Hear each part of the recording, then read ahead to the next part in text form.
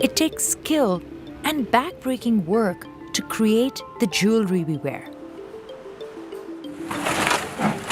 In Afghanistan, miners blow up mountains and dodge the Taliban to find emeralds and tourmaline. And workers in Sri Lanka hunt for valuable gems by crawling inside deep tunnels where it's hard to breathe. We traveled across the world to see how pearls, sapphires, and even reclaimed gold get to the jewelry store. Our first stop is Pakistan, where people look through sewers for tiny pieces of gold. Every day, Samuel heads to the largest jewelry market in Rawalpindi before it opens.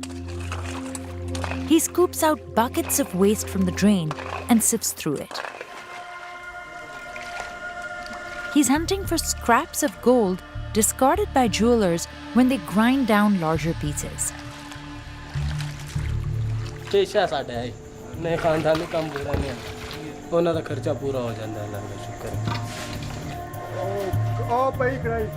Samuel takes these home and uses acid and heat to clear off the dirt and other metals.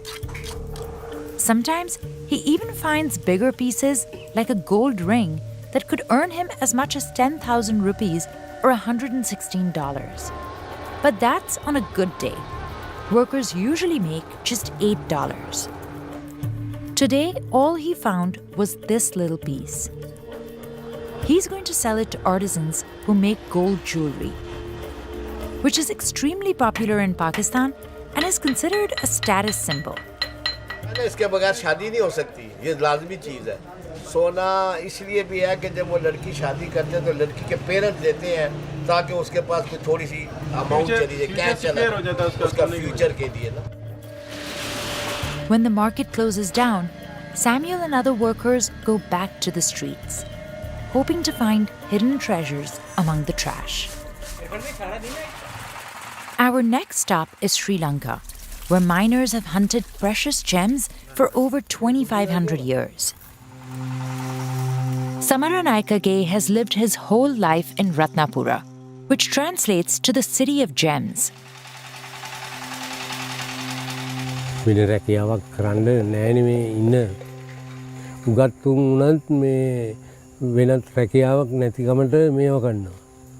His morning ritual includes preparing betel leaf and tobacco.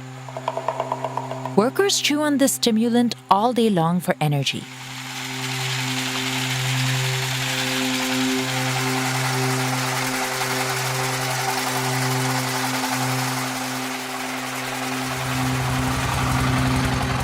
The pit is 40 feet deep.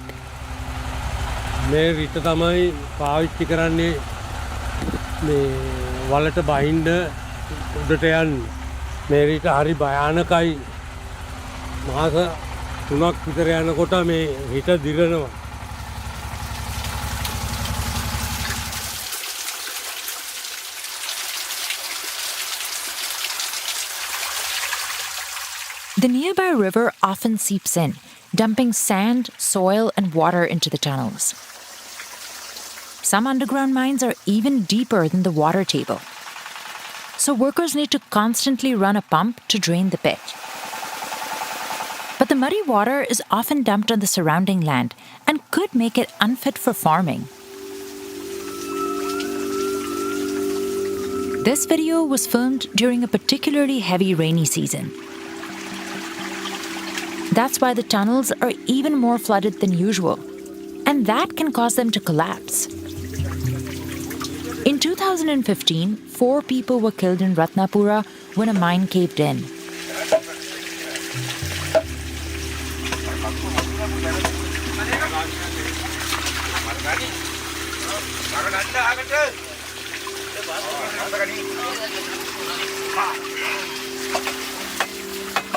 To reinforce the pit, miners use logs from local rubber trees. They peel off the bark, which can trap moisture and make the wood rot easily. Then they gather a local fern called kekela.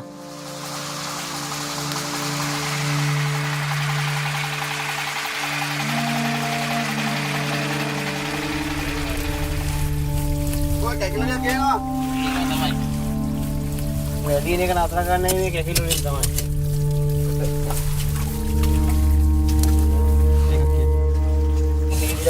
ටික කියනවට. එහෙම આવුත් දෙක ඔක්කොම පාත් වෙනවනේ. There are around 6,000 active mines in Sri Lanka. All are privately owned, but need licenses from the National Gem and Jewellery Authority. And it can take over a year to clear out all the gems from a single pit. Today, there are about 11 people crammed in here.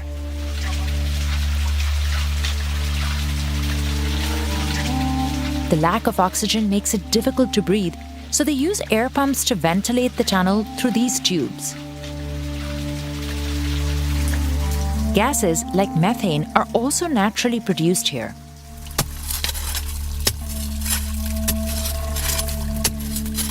ඒ හුමාල එනවා. ඒ හුමාල ගිනි ගන්නවා වෙලාවකට. සමහර ගිනි ගන්න නැතුවම මේ හුස්ම ගන්න බැරුව එහෙම කලාන්තේ දාලා වැටිලා තියෙනවා.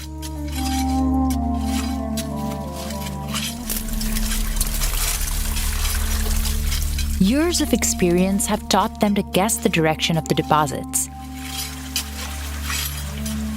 හරිම අසීරුයි මේ වගේ දෝනාවක් වුණායි යන්න. මේවා කොහොම හරි අයින් කළා තමයි මේ ඉල්ලම ගන්න ඕනේ. මේ ගල් යට ඉල්ලම තියෙන්නේ.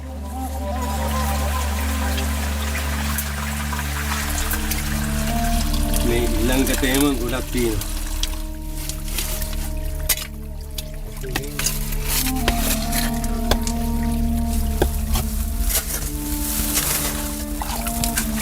Workers pack the gravel into sacks that can weigh up to 45 pounds. තුන ටික ගේනවා මොකද බර උස්සනවනේ.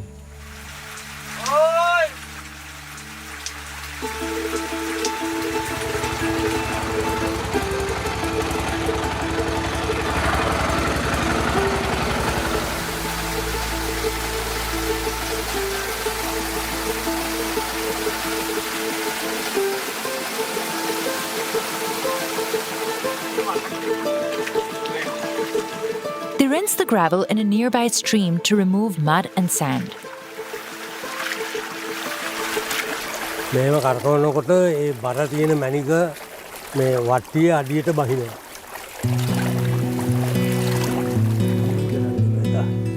But the majority of the stones are worth nothing.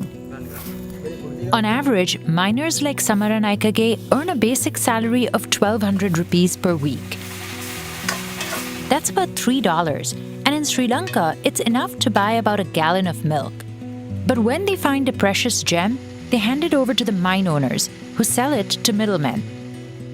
දැන් පතල් මේ කම්කරුවෙක්ගේ මේ ඒ තරම් ගෙවල් දොරවල් වලත් මේ ඒ තරම් විශාලට නැහෙනි. නමුත් මේ වෙලෙන්දාගේ වෙලෙන්දා තට්ටු මහල් නිවාස ගාලා ඒ අය තමයි මේ සුපෝකභෝගීව ජීවත් වෙන්නේ. Ratnapura is bursting with gemstones because of the area's geological foundation. Underground rocks here are subjected to high levels of heat and pressure that changes their chemical and physical composition, often creating gemstones. Heavy rains, landslides, and rivers can move these deposits and carry them downstream. So miners also look for stones in the Kalu Ganga. They create a scaffolding and dive to the bottom to dig them up. Or they use blades attached to wooden poles called mammoties.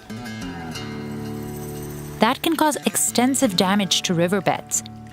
It's why mines like these are more heavily regulated by the country's gem authority. But experts say underground pits are also harmful. Miners remove native vegetation when they clear out the land. And some pits aren't filled back in once mining is complete, causing accidents. The industry as a whole employs nearly 100,000 Sri Lankans. The stones are sold at wholesale markets like this one in Ratnapura. Chaminda Athuralia Gamage's workshop has been around since 2002. Workers cut the gems with a machine called a Hana Purua. ඊට පස්සේ මැණික් කැපීමෙන් ඉතුරු වෙන මේ මැණික් කුඩු ඒවත් ගන්නවා සාමාන්‍යයෙන් විසිතුරු අත්කම් නිර්මාණ කරන්න. The smaller pieces are later shaped and polished into individual gems.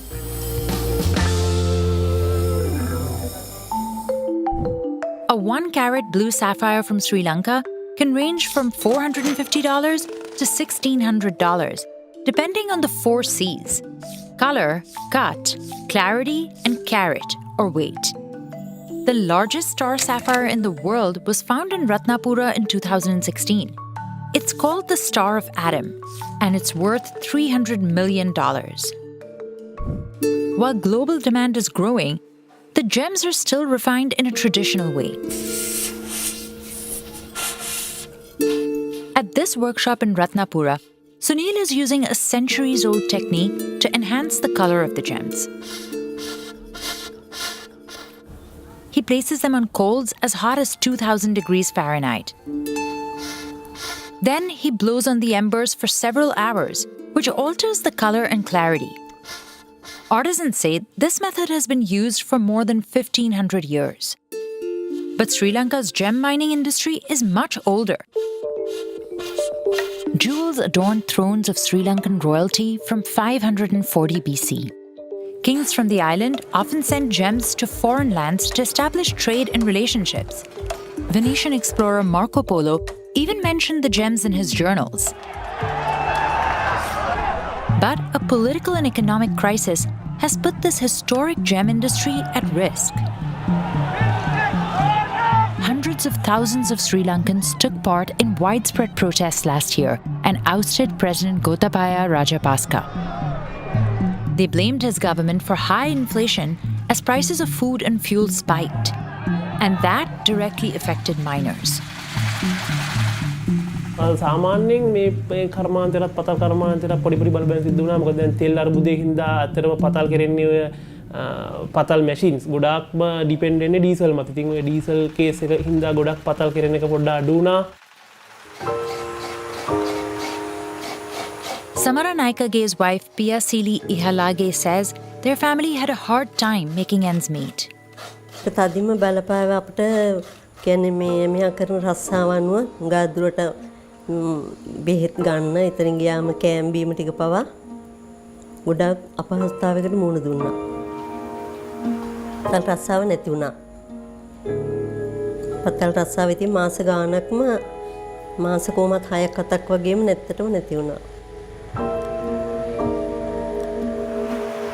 But no matter what the circumstances, Pia Sili says the work is always unpredictable.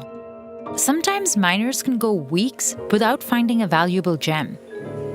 And although Samara Naikage has been doing this for decades, he wants a different path for his only child.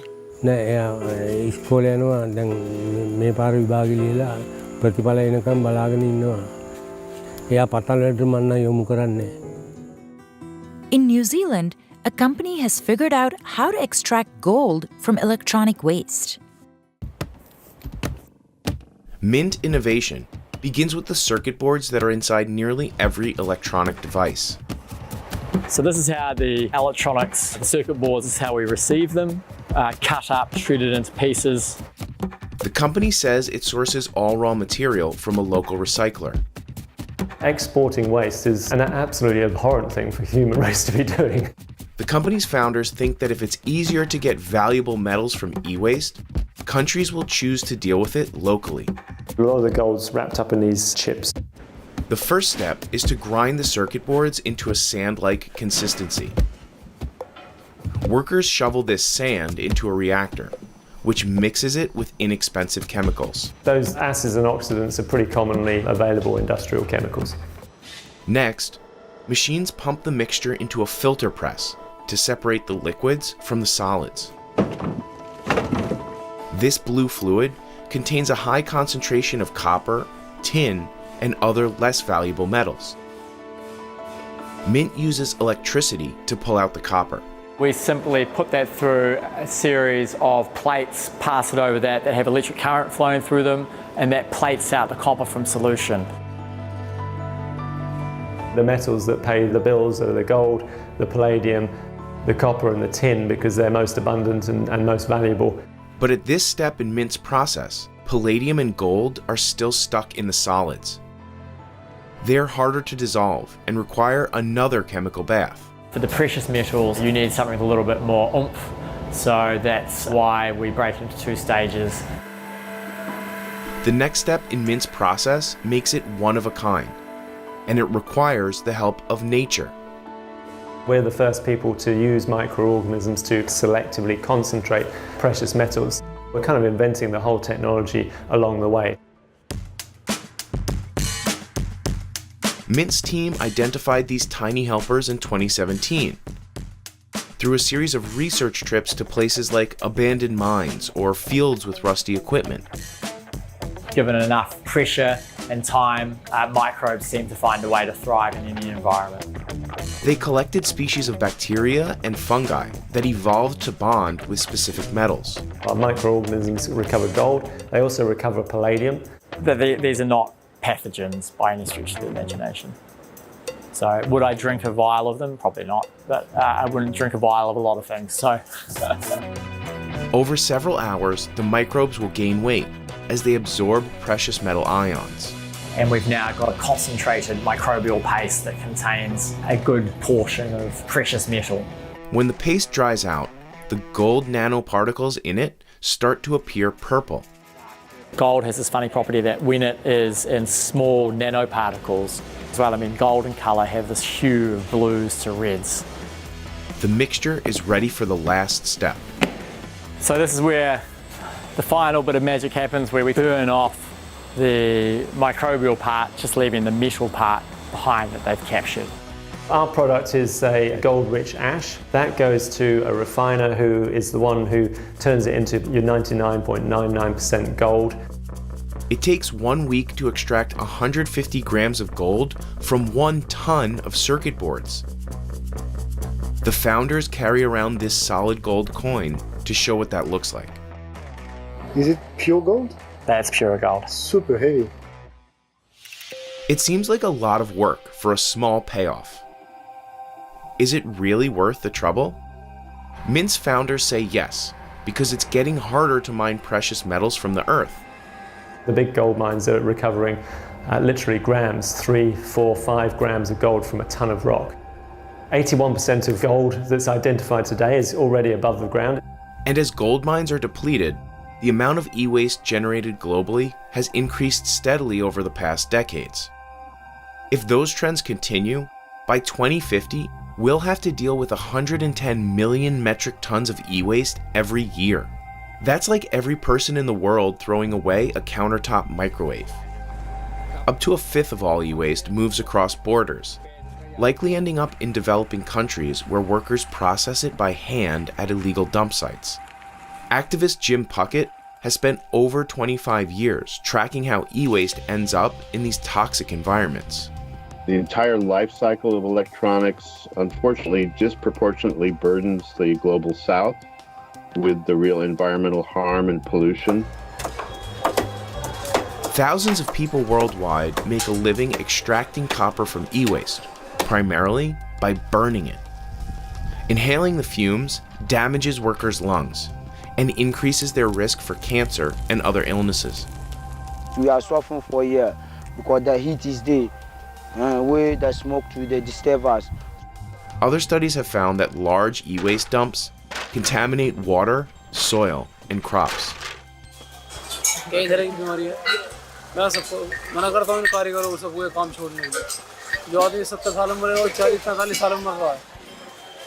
Even if e-waste is properly recycled, the final product still needs to go to a smelter, the energy-intensive endpoint for most mining operations. Mint's long-term goal is to make it easy and profitable for cities to process their e-waste locally. We need to kind of get this, really cranking throughout the world, and that's probably a 20-year vision. The company is planning full-scale facilities in Australia and the United Kingdom. This smaller plant in Auckland, New Zealand, was built to demonstrate how Mint's process works. It processes about 1 metric ton of circuit boards per week. But larger plants, like the one they're building in Australia, will process 10 metric tons per day. That would make the bigger plant able to process about 1% of all the e-waste Australia produces annually. The planned larger facilities will be almost entirely automated. It's pretty light touch from a personnel perspective. Might have 3 people on the shop floor at any one time, running 24/7. The small number of employees would have limited contact with e-waste, keeping them safe from exposure to toxic compounds. However, even if Mint can realize its dream of a plant in every major city, the founders face another problem that's completely out of their control. And unfortunately, electronic waste generally is getting less and less valuable over time as a commodity. Manufacturers are learning to build gadgets with less precious metal. Mint's team is researching other types of waste they can run through this process, like car parts. As for solving the global e-waste problem, Jim Puckett remains skeptical that any form of recycling is the answer. I'm not saying don't go ahead with these techniques. We're certainly going to have old circuit boards around for a long time, and we're going to have to deal with them. So let's move on it. But we got to turn off the tap. That tap is controlled by the companies who manufacture electronics, most of whom have no legal or financial incentive to design products that can be recycled. It's an overflowing bathtub. You can't run around with mops and say, oh my God, we got to mop this up, we got to mop that up, and we have a better mop here and a better mop there. When the tap is pouring water into the bathtub, it's overflowing down the stairs. This is the problem we have, is the tap of our waste is not being turned back. At this factory in India, artisans make over 1 million glass bangles a day. But they face stifling hot conditions working next to furnaces. And they even inhale glass particles that can scar their lungs. Vimal Kumar Yadav has been working at the factory for the last 17 years. बस सभी लोग सोते हैं, हम factory जाते हैं, सुबह 4 बजे खाना बनाती है घरवाली.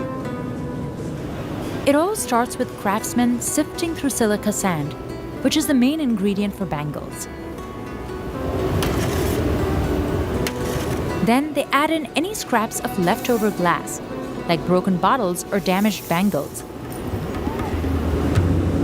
The entire factory is filled with tiny glass particles. And women are constantly sweeping the broken bangles from the floor. These scraps of glass are melted down again and recycled to make new bangles. But the glass pieces can damage the workers' vision, even blind them. And no one here wears a mask, so they're also breathing in the glass dust. A study shows that 23% of bangle workers suffer from chronic bronchitis. Next, the mix is melted down in a furnace that reaches 2000 degrees Fahrenheit or hotter. पैर भी जल जाते हैं कई बार, कपड़ा पहने कपड़ा भी जल जाता है, बड़ा दिमाग से और होशियारी से काम करना पड़ता है. Despite fans roaring, the air is stifling here. Workers keep drinking water to stay hydrated and carry on. After 10 hours, the glass turns into this runny liquid. It's then mixed with color. They contain traces of metals like lead, cadmium, and even mercury. And workers are constantly exposed to those fumes. Craftsmen then move the molten glass to another part of the factory. This step can be dangerous, and Vimal says sometimes accidents happen. कांच लेके आया वो भट्टी में, कांच लेके आया, दूसरा आ रहा उसने देख नहीं पाया, कांच उसके ऊपर पानी कितना पतला होता है. Vimal operates this machine that rolls the spirals of the bangles. That's risky too. The bangles are steaming hot when they're removed from this rod. But no one's wearing gloves. Most workers rely on experience to stay safe, according to factory owner Anshul Gupta. और furnish के time पर उनको दिए गए थे gloves और safety glasses उनको दिए गए थे आई प्रोटेक्ट के लिए, शूज़ उनको दिए गए थे, मगर उन लोगों को कंफर्ट नहीं होता है। जब वो आयरन रॉड को जब पकड़ते हैं तो उनको ऐसा लगता है कहीं हमारे हाथ से स्लिप ना हो जाए। जो हाथों की ग्रिप है वो उसकी मजबूती चाहते हैं। उसके लिए हमने जो उनके जो ग्लव्स थे उसमें दानेदार उसमें ग्लव्स हमने उनको बनवाए भी गए थे, मगर उनको पकड़ते ही वो कहते थे कि सर हम पर काम नहीं हो पाएगा। सब चीज़ मिलती है फैक्ट्री में, जल जाओ जले की दवाई मिलती है फैक्ट्री में। Machines could make the job safer, but workers have rejected them in the past. Machine एक ही काम तो कर पाएगी, सभी काम ठंडी बत्ती वाला काम मशीन उसमें बोर नहीं ला पाएगी भट्टी में तुम। The glass bangle factories of Firozabad are also major polluters. The city is about 30 miles away from the Taj Mahal. In 2015, authorities said smoke from Firozabad was the main reason the white marble of the Taj was turning yellow. Many artisans worried that the workshops would be shut down. Instead, the factories were ordered to stop burning coal and use natural gas. Today, 500,000 craftsmen work in the industry in Firozabad at over 100 workshops. इसी वजह से इसको सुहाग नगरी बोला जाता है, क्योंकि कांच की चूड़ियां हैं वो सुहाग का प्रतीक है। Glass bangles are the city's biggest export, bringing in $150 million a year in sales. Women make $6 a day, toiling away in these small workshops close to the factory. They lay each bangle over a flame. The fire melts the edges and binds the glass together, and the bangle is ready to be decorated. Some of these intricate patterns can take hours to finish. This craftsman is using a special kind of paint to glue several thin bangles together. A lot of the ornamental work is done at home, often by younger workers who earn very little. Child labor is banned in the factories, but kids still help their families when they can. और आप कितनी बना लेते हो ऐसी चूड़ियाँ एक दिन में? 100 या 200। Soni Yadav is 18 years old. Dolly Yadav is 15. They're Vimal's two daughters. आप कितना कमा लेते हो एक दिन में काम करके? 100 रुपये। और क्या करते हो उन पैसों का? अब वो बच कर लेता, पापा को दे देता। After an 8-hour shift, Vimal himself makes about $9 a day. He says it's barely enough to put his 4 children through school.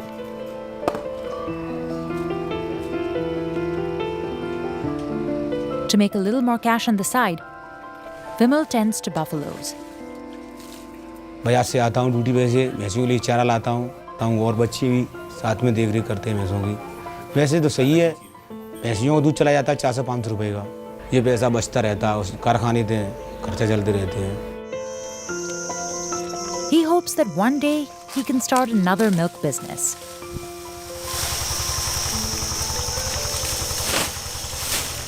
चारा भैंसी आलू चारा डालते हो, जो वीडियो चारा वाली भैंस को। हाँ जी।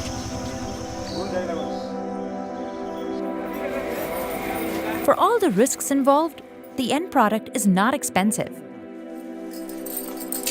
ये साउंड के थ्रू हम इसमें कांच की चूड़ियों में जो साउंड ब्रेक चूड़ी होती है उसका साउंड डिफरेंट होता है।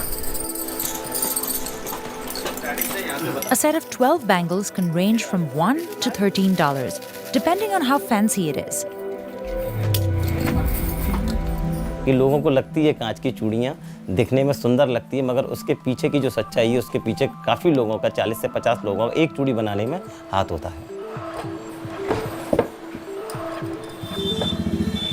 Despite all of the risks, Vimal says the industry is crucial for everyone in Firozabad. Factory तो बहुत जरूरी है, फैक्ट्री नहीं होती तो लोग भूखन मरते हैं यहाँ पे। कुछ लोग तो फैक्ट्री के ही अलावा पर रुके हुए हैं, जो कुछ है फैक्ट्रियों। Here in Afghanistan, about $3 trillion worth of minerals are hidden in these mountains. And Habib and his cousins used dynamite left behind by decades of war to blast it out. The province of Kunar was one of the deadliest places in Afghanistan. او مزدوري درته زموږ په ولایت کې داسې مزدوري نشته چې موږ لاړ شو خپله مزدوري وکړو او موږ خپل بچو دپاره خپل ځان دپاره یو رزق پیدا کړو. Decades of fighting forced thousands of families to flee their homes. But Habib and his 9 cousins grew up around here and know every inch of these mountains.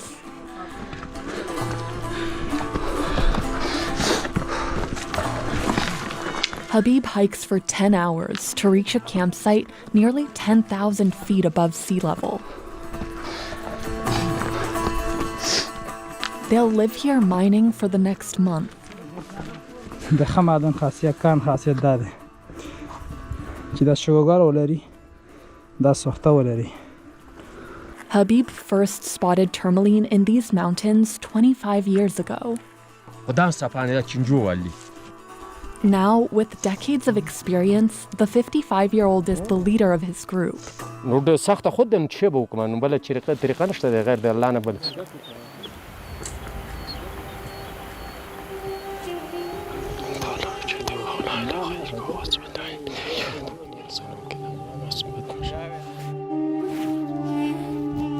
And with that short prayer, the men are ready to crawl down 300 feet.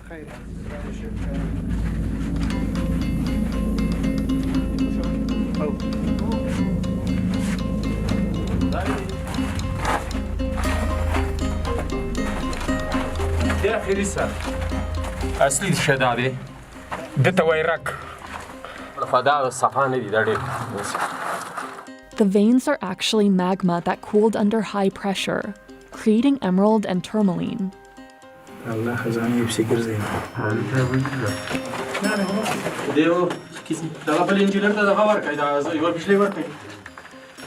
They're already 300 feet deep, and they can't go any farther without air.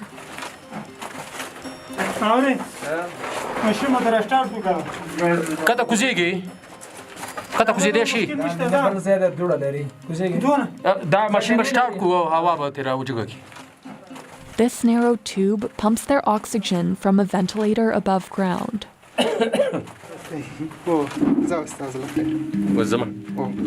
Inhaling all this dust can scar workers' lungs for life. ځکه دې کې بمونه خلاص شوي انفجار شوی هغه اکسیجن نه لري چې ته ورشي. But nothing stops these men. Today, they're going even deeper into the mine because they've gotten everything they can from these walls.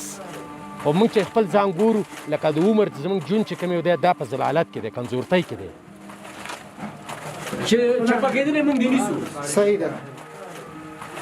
دا ما اسباب دی دا سامان دی دا ما یو اسباب دی هغه به نور هغه ځکه خېل. To get farther into the bedrock, they drill holes and fill them with dynamite.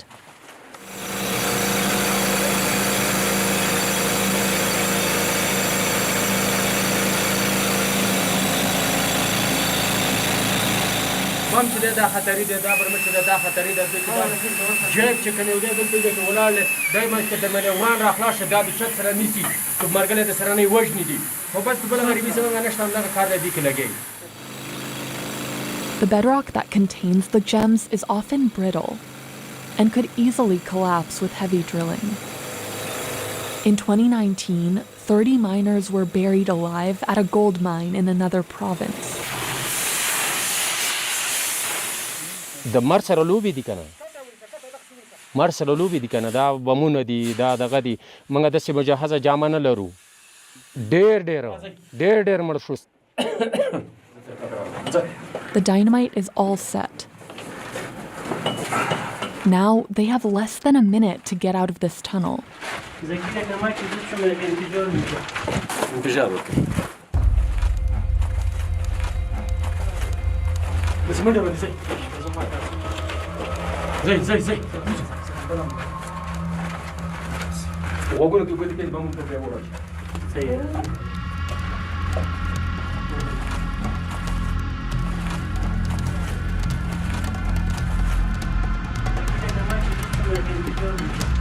زود بره اینجا زود بره ها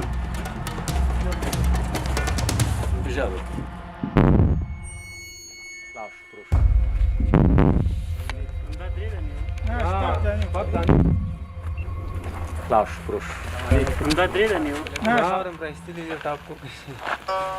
په ټوله ورځ کې زمونږ 3 ساعته نه دی 3 ساعته زمونږ خالي د دمای چې هغه انفجار ورکوو په دې سره چې موږ د سار چې د مانځه نه وروسته کار شروع کړو تر د ماښام د شپې د 10-11 پورې موږ کار کوو.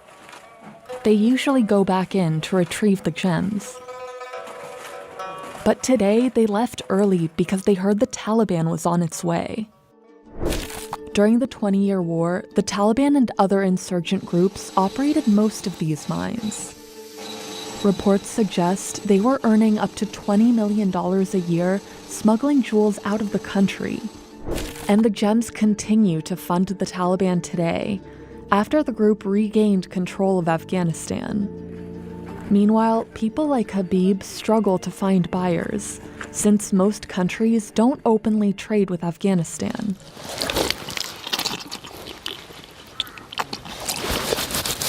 موږ د ماښام ډوډۍ چې وخورو د سار ته زموږ هېڅ هم نه وي ان دومره فشار او دغه زموږ په خپل په دې ذهنونو پراته وي چې یا الله اوس څه وکړو دلته که معدن نه لاس اخلو.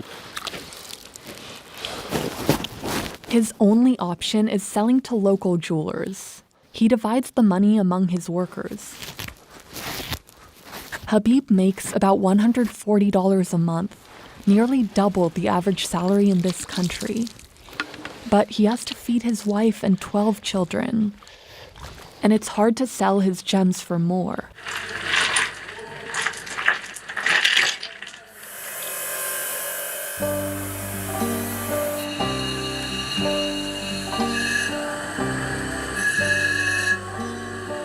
اگه مثل کشورهای دیگه وره درست استخراج شوه که درز نداشته باشه اون مقدر قیمتش بالاست.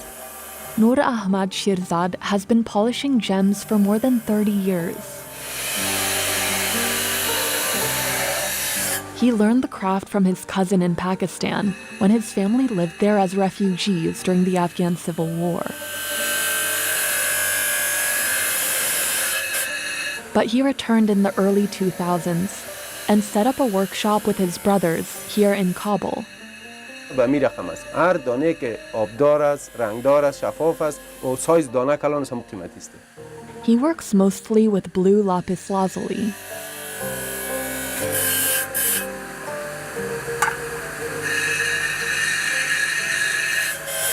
باز از 10 کیلو ازی 1 کیلو این نگین پاکشدگی میبره. تو که کمک ور فکرت دگست شو نباشه فکرت به کارت انگشت میزنی چشم اوگار میشه متابل چندین بار ما از آینک اگه استفاده نکنیم.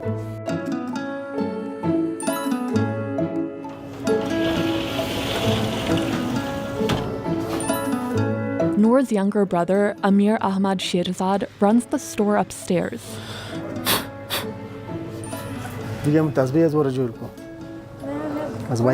His son helps out before school.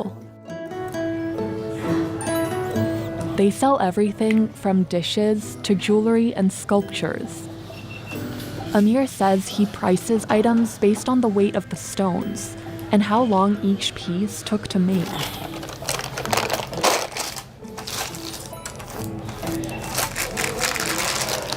He even sells the type of stone Habib mines.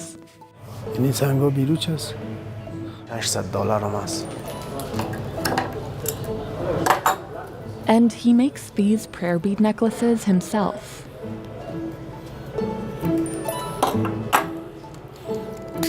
He says business has been tough lately. قبلا خب خارجی ها بود مشتری ها پروازا بود مشتری های ما می آمدن خارجی ها بود افغان های خودمون بود در نمایش های بین المللی اشتراک میکردن. Back in Kanar, when Habib isn't busy mining, he's working on his new home just minutes away from the mines. پټمن شنه د پټول غواړي د پټه کو نور کاګل نه به کو صفا به کو جوړه به کو چنو به تور کو صفا به کو به په تو ژوند او ژوندۍ ته جوړ شي دا په څومره وخت باندې تکمیل شو دا اوس تقریبا یو 15 لشپاړه سورې زده ونیولې دا منګه د جوړ کړه د لاس کو سانو لپاره. He will no longer have to walk 10 hours to get to work. While he risks his life hunting for gems, it has helped him pay for this new home. And Habib is thankful for that. ان شاء الله زه الله ته امید لرم چې مړ نه وم هغې پورې خپله خدمت او ایمانداري کوم. Our last stop is the South Sea in the Pacific Ocean, where farmers cultivate these perfect pearls that can sell for as much as $1,500. South Sea refers to the southern portion of the Pacific Ocean. In these waters, just off the coast of Lombok, Indonesia, pearl farms like Afdal Pearl are growing cultured pearls. These are pearls that require a human to put something inside an oyster instead of harvesting naturally occurring pearls. And South Sea pearls are the most expensive variety of cultured pearls. That's in part because of how long it takes to make a South Sea pearl. While some freshwater oysters can churn out dozens of smaller pearls within 3 months, it takes about 5 years to cultivate a single South Sea pearl. The oyster it comes from, the Pinctada maxima, can only make one at a time. And only a fourth of these oysters survive cultivation. That's why the pearl farmers have to go to great lengths to keep the oysters alive. It starts in this highly controlled laboratory, where lab technicians must create the perfect conditions for oyster larvae to grow into healthy, pearl-producing adults. They have to maintain a room temperature of exactly 20 degrees Celsius and feed the larvae the phytoplankton they need to grow. To do this, they combine salt water from the South Sea and sodium hydroxide and store it for 5 days until there's enough plankton. Lab techs feed the plankton to nets of baby oysters and monitor their growth for about 45 days. That's around the time they reach at least 1 millimeter in diameter and are old enough to be transferred to sea. The oysters are transferred to save on the costs of rearing bigger oysters, which can get expensive. Ya, kalau pelihara di darat harus kita bikin planktonnya. Kita beli plankton, kita bikin. Itu biayanya agak besar dia. In the South Sea, the oysters get the warm waters and food they need to mature. But this is also where most of them will die, without producing a single pearl. Itu yang akan hidup nanti cuman 25.000 dari 10.000 itu. 2.500 maksudnya. Karena 75% itu dia pasti meninggal. That's why pearl farmers have to check on the oysters monthly to ensure they're still growing, eating, and healthy. They pull the nets of oysters up from the sea and clean the shells. This helps prevent predators from feeding off the oysters and eventually killing them. Ya, agar ini kadang kalau kerangnya kotor kan ketutup semua. Jadi susah untuk makan. Di sini banyak lumut, banyak kotoran, banyak bakteri juga. Ada ulat di sini. Kadang-kadang itu yang bisa bikin mutiara jelek. Jadi tujuannya juga untuk kita bangunkan. Kadang-kadang kerang tidak mau bangun. After up to 2 years of nursing, when the oysters are large enough, implantation can begin. For cultured pearls, implantation is the most important step. When a nucleus is implanted, the oyster sees it as an irritant and reacts by building protective layers of nacre around it. This becomes the pearl. Harry is demonstrating where the nucleus is implanted on an opened oyster. Terus yang ini inti namanya. Jadi sebelum masukkan ini terbuat dari kulit kerangnya. He tears the oyster's gonads and injects the nucleus in the middle. He then adds SIBO under the nucleus. SIBO is a mantle tissue cut from another oyster that surrounds the implanted nucleus. It's essential to the pearl quality, and without it, the oyster won't produce any pearls at all. Harry is the only person Afdol trusts with this step. That's because the nuclei don't come cheap. Mahmoud buys the nuclei from Japan, and their cost, in addition to import taxes, takes 20% of his profits. And he says getting import permits for these nuclei is difficult, preventing him from buying enough to expand his business. After the nucleus is implanted, special attention is paid to how the nacre grows around it to avoid a misshapen pearl. They're working towards a large, almost perfectly round pearl.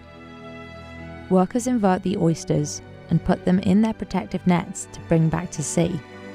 The South Sea pearl's unique, soft, satiny luster and thick nacre are a result of the warm waters it grows in. And a thick nacre means a large pearl. Harry says they must flip them regularly so the nacre grows evenly. Jadi itu tidak boleh terlewatkan dia. Selama 40 hari itu ada schedule-nya, kita bikin schedule untuk 3 hari. 1 minggu setelah suntik, kita biarkan setelah lubang yang kita robek itu nutup, baru kita bolak-balik. After 40 days, workers remove the oysters from the sea and clean them weekly. Harry checks the implanted oysters monthly to see how the pearl is developing. This is done for up to 2 years, before the first pearl can be harvested. Untuk 3 tahun pertama itu minimal size-nya dari 0,9 atau 0,8 gram atau bisa dikatakan 7 sampai 11 mm. Itu tahap yang pertama, 3 tahun pertama. Itu bijinya itu 1,3 gram lah, minimal 0,8 lah ya. Harry implants the same oyster 2 more times. Each time, the pearl Afdol harvests is bigger. By the 3rd harvest, the pearl can reach over 20 millimeters in diameter and over 8 grams in weight. But as much as pearl farmers like Mahmoud invest in the intense care needed to raise the oysters, the outcome is never guaranteed. Mahmoud says only 20% of the oysters that survive make the most valuable kind of pearl, almost perfectly round, lustrous and large. Mahmoud grades the pearls based on size, luster, shape and colour. The larger, rounder, shinier, minimally blemished pearls get the highest grade. That can be AAA or quadruple A, depending on the producer. Mahmoud then sells them to jewellers like Rihanna Melia, who fashions the pearls into necklaces, earrings and rings. Rihanna seeks out the highest grade she can find, but it isn't easy. Sangat sulit ditemukan untuk yang bagus. Saya juga kadang-kadang dalam 1 hari itu, ini dalam sekarang ini, saya minim stok material. Lower grades are more available, but they're rougher, asymmetrical, and lack shine. And in the jewellery world, those are the least desirable. But even the highest grade pearls are not perfectly round. That's because even though they're farmed, they're still natural pearls. So finding a near perfect pearl, let alone enough to make a string necklace, is extremely rare. It took 9 years for Rihanna to find enough AAA grade pearls to make this necklace. She is finally able to sell it this year for $36,000 to a local buyer. That makes sourcing these expensive pearls worth it for Rihanna, who relies on farmers to continue to produce high-quality pearls. But Mahmoud says pearl farmers need more support from the government, specifically around making nuclei readily available. Kalau untuk itu sih memang iya, kami bisa tidak bisa pungkiri ya, bahwa untuk perizinan import ini yang agak sulit. With this kind of support, pearl farmers say they could increase their production and make Indonesian South Sea pearls more readily available internationally.